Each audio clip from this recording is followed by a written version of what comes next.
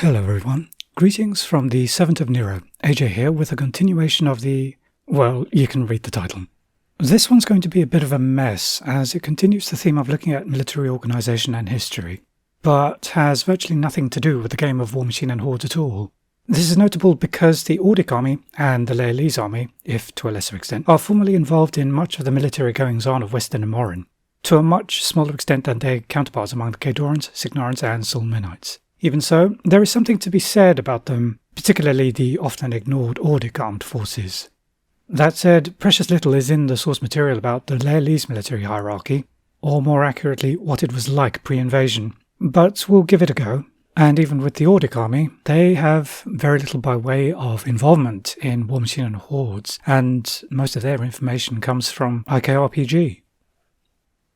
Very quickly after the Iron Accords were signed, and the start of the Iron Kingdom's era, the titular kingdoms soon established their long-term geopolitical roles. Signar and Cador rose to be the major players, competing against each other while also placing themselves as guardians of Western Immoren from such threats as the Nightmare Empire of Crix.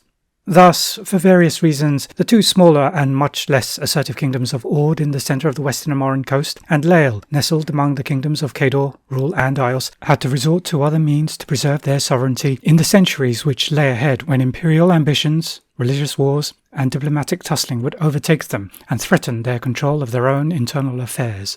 As could be plainly seen well before the modern era, and long before Cador unilaterally attacked Llael. That country saw much less success in her national endeavours than did her southwestern counterpart.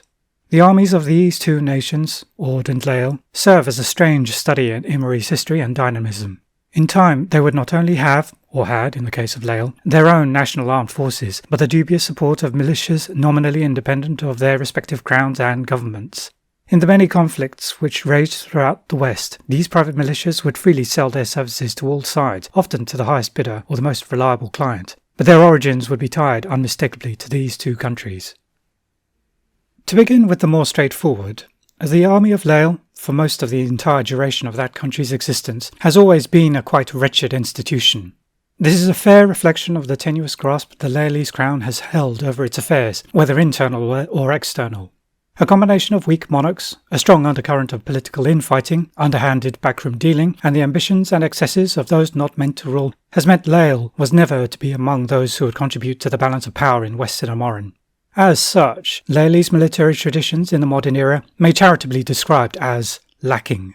What is there is primarily based in the attitudes the Llaelese inherited from their forebears, the Rhinish, because the forces with which they may conceivably make war have little heritage to call their own. Only the most stalwart and stubborn of Llaelese loyalists have much by way of history to claim as their country continues, in the aftermath of the claiming, to impose its will, even fractionally, upon its neighbours and even its own wayward nobles. Forever dependent on importing training and technology, and sometimes even the soldiers themselves, especially from their Signaran allies, a chronicle of the Llaelese army during the Iron Kingdom's era, and even more so in the modern era, is a litany of attempts by a succession of kings and queens to raise a loyal militia, only for some heir or usurper to squander their efforts. The century of peace which marks much of the 300s AR is illustrative of all the ills which marked Llael's impotence in international influence. The Limos dynasty, which ruled at this time, did as much ill as good, and it can be counted on one hand with fingers to spare the number of kings and queens who died a natural death or one free of suspicion, even when one considers King Kazna the alchemist, who unintentionally blew himself up pursuing interests of questionable scholastic value. The Llael of today is thus left with only a handful of institutions among its military forces whose continuous service dates back more than a few decades. One is the Royal High Guard, a small elite company of bodyguards to the monarch's person, and though their presence has waxed and waned over the centuries, they were nonetheless present at all times in some capacity. Admittedly, they swear fealty more to the position of monarch rather than the person, otherwise Llaelese politics would have seen them tear themselves apart just as easily as the army as a whole. They were nominally, and suspiciously, disbanded after the death of King Rinard and the rise of Archduke Dear Glabrin in the lead-up to the Cadoran invasion. Despite this, the Guard remained an official fixture in the Llaelese court in being, fractured though it often was, and though its personnel were left to fend for themselves as mercenaries, many formed the professional core of the Llaelese resistance before the Royal High Guard as a whole was reformed officially, when Caitlin de la Martin ascended to the throne. Other than them, the only true part of the armed forces with a notable past is the Thorn gun mages of what was once the Loyal Order of the Amethyst Rose, some of whom have been inducted into the Royal High Guard, and also, like them, would be reformed when their new queen was crowned. Similar to their peers of the Arcane Tempest of Signar, Llael's gun mages are expert arcane pistoliers, trained in similar forms of magic and combat. Chief among those of the Llael's resistance movement, the Thorn gun mages joined the effort against first the Caedorans and then the Protectorate of Menoth. But years of struggle against what may be called insurmountable odds has left this order a shadow of what it once was. Even before the claiming, there were but a few dozen of them left, but with a few years of peace, they have had a chance to recruit new arcanists to their ranks and recover to a state in which they may dream of restoring their former glory. As to the Llael's army as a whole, it remains an irregular militia bolstered by contracted mercenaries, who together persist more by luck and will than training and discipline, an artifact of their recent past as the Llael's resistance. Thus, it remains to be seen as to whether Queen Caitlin and her champion, Ashlyn Delise, can succeed where so many of her predecessors have failed. The army of Ord is, in terms of its integrity, continuity, and very existence, a far cry from its counterpart of Llael. It is, however, perhaps the least tested among the forces of all Immoren in recent years, with their only sustained commitment in war being as part of the combined struggle against the Infernals. But this is not to say the Ordic forces are any less respectable than their sometime allies and sometime rivals among the Signarans and Caedorans, but there are notable weaknesses and insufficiencies when compared to them. Like all other armies across the continent, including the Crixians, the Ords find extensive military traditions which continue from the Iron Kingdom's era, the Orgoth occupation, and before, when much of the lands which they now defend were once called Tordor. Most of them find common history with the Steelhead mercenary chapters, to the extent some consider them synonymous with each other. But enforced adaptation to the evolving landscape of warfare across Western Immoren caused these two institutions, one nominally national and the other just as nominally private, to diverge. Nevertheless, Ords would remain deceptively well prepared, for many mercenary companies which fought during the proxy wars would be of Ordic origin, both alongside and against the Steelheads. And while vestiges of the Steelheads' past can still be seen in the king's 140,000-strong army, enough is new about them for any observer to distinguish the two. Much of this is due to having imported much of its warjack and weapons technology from Signar. While this is what Llael has done and continues to do, Ord has not needed to also import the related personnel, relying instead on their own soldiers and training. And this is despite knowing their equipment is more outdated than their peers, a weakness which is overcome by discipline, hardiness, and intimate knowledge of the land upon which they fight. In recent decades, with the departure of the Golden Order of the Crucible and their armed wing from Llael, King Baird wisely offered them the resources of Merrin in return for their service and technical expertise. And though the Crucible Guard has embarked on independent action against Caedor, they remain, in large part, answerable to the throne for when the armies of Ord march to war. As to their official forces, in addition to the cavalry, halberdiers and riflemen one can find in nearly all major Steelhead chapters, the ranks of the Ordic army, divided among the shield, thorn and stone divisions, also boast pioneers and grenadiers, similar to the rangers and trenchers of the Signaran army.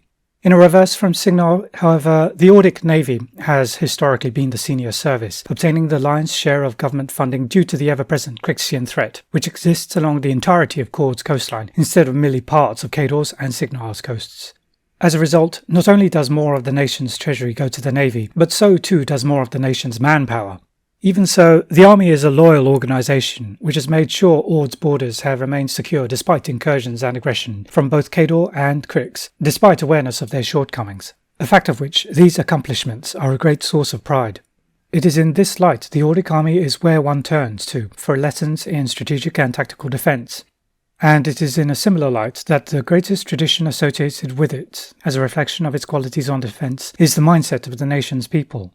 The army, in its entirety, are volunteers, but they do not lack for reservists, for while most professional soldiers serve as garrison forces protecting vital strategic points along the border and major towns and cities, almost every sizable town can easily muster a competent militia formed around veterans to help protect the local region.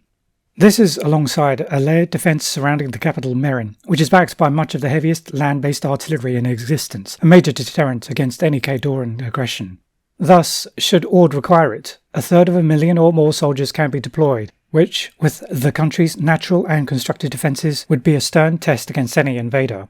In addition to the dedicated soldiers of the army, a substantial part of Ord's Stone Division, headquartered in the south, is comprised of the Navy's Marines, which differs from both the Caedoran and Signaran militaries, in which their marine forces are integrated elements of the Navy. The less said about differences with whatever it is the Crixians have, the better. Notably, one force which is unique to the Ords throughout all of humanity, though, is their corps of mounted rangers. Having inherited some of the ancient horse-lord traditions of the south of the Cardic Empire, the Tordorans, and now the Ords, took it in a new direction, and adopted the use of specially bred horses, smaller than would be practical for an armoured lancer, but eminently suitable for scouting and reconnaissance work. But unlike the cavalry of the Signaran Reconnaissance Service, who are more mounted infantry than specialist horsemen, the Rangers of the Ordic army are trained in mounted small-arm skirmishing, able to unleash a hail of gunfire at full gallop and disappear before anything can be done to counter their presence. Fortunately for the other powers of Immoren, they have not had to withstand this in what one might predict to be a difficult assault on the Ordic hinterlands. But for all their pride and persistence, even the stubborn Ordic defenders could not weather the infernal invasion in full force, and both they and their allies of the Crucible Guard lost many good soldiers and warcasters before aid came from a most unexpected corner. The Ords and Llaelis suffered greatly, along with much of humanity, when the claiming occurred, and both nations paid a heavy price to contribute to the final victory, or to even just survive to see it. The Ordic army, whether its frontline troops or its reserves, took many losses, while Llael itself was almost completely overrun. With other threats looming over Western Immoren, they can only hope that they are prepared sufficiently, and in time, to face any new enemies.